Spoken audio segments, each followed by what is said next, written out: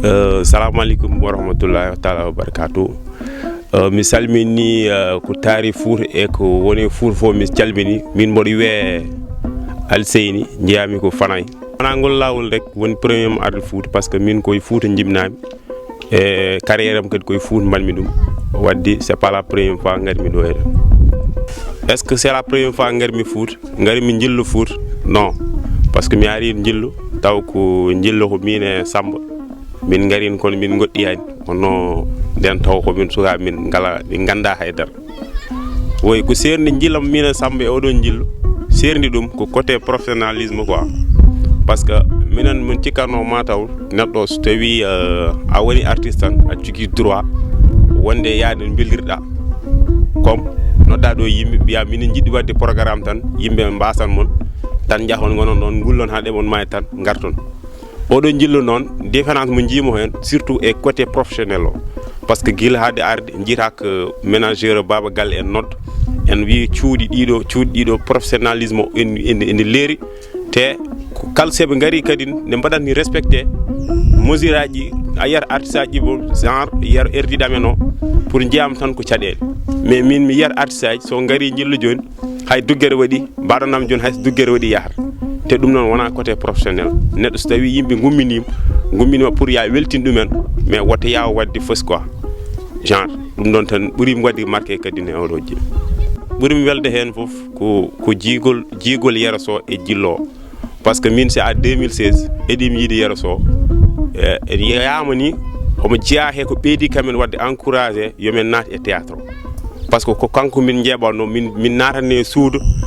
min uddo toon min paw portable amen walla min ƴetta ordinateur min kuɓɓa guila suba hir miɗen jeeɓam omo jeeya e gandanɗa hoore ma ɓeydi kamen yidde théâtre o, parce que so wonno goɗɗum bolle puyɗe tan yama minen min mbatta ko waɗat ko. Kono donc hande ko kolluɗamin rideau hamin mbawi suudi nadde hen. Waɗi kam ko marqué noon Allah waɗi min kawri koye jillu o waɗatno toytene galle baba galle en Madina, après toon min meeɗi yidirde aduna te ko idole woni ɗon hen ko neɗɗo mo ganduɗa hoore ma mbaɗam suivre de trop kadi jiima kadi professionnalisme o joguino o ha joni ɗum o jogui. Kono donc c'est à dire que kanko ko neɗɗo mo ganduɗa hoore ma ko Allah fayima ɗum, so Allah fayima ɗo noon ala ko yimɓe mbawema min ɓawa tan ko wiidem ya nawra men kadi min duwonma kadi ya juut balɗe, so sa juuti balɗe tan yimɓe foof ma naftor hen quoi.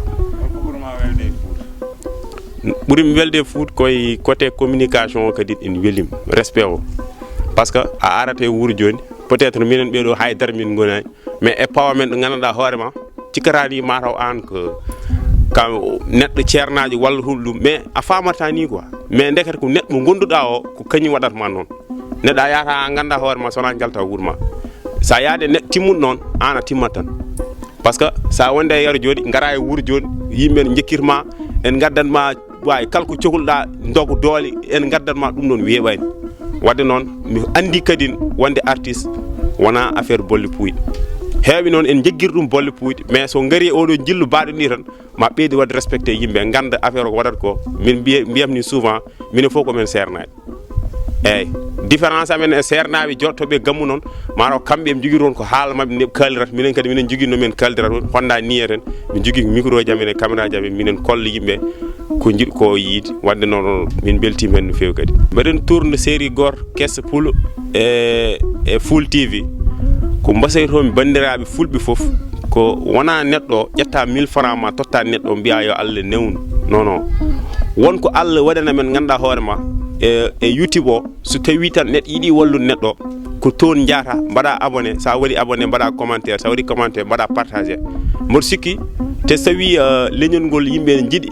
ɓamtude ɗum, parce que côté oɗo yimɓe gon o côté aro neɗɗo en wawi hen ɓamtude ha ɓamta hen ganduɗa hoore ma leñol ngol foof. Wadde noon onon fulɓe onon ñaaga no mbaɗirton abonné, mbaɗon commenté, mbaɗon like, par ce que ɗon tan mbawɗon wallude neɗɗo. Dernier konngol am ko weltade tan e tourné o, par ce que yama ni wona neɗɗo oɗon, mais Allah hawridini amen he waɓen yeraso en ha mbawi wiide amen rokkude amen chance wawa yadude mumen ɗo hayso woni nawgas dañƴa ɗo sa natti a toti jibnanma rek ko fierté won ɗon quoi. kadi o wawno ƴettu wasa addude amen ni, mais Allah newni min jeeyama e tourné o. Wadde noon ko yettude Allah yettude jibnaɓe parce que maire am mbiɗa yettamo mbiɗa yetti nenam no feewi kadi mbiɗa jarno mbiɗa ñaago Allah kadi yo Allah junnu balɗe moƴƴin battande quoi merci beaucoup.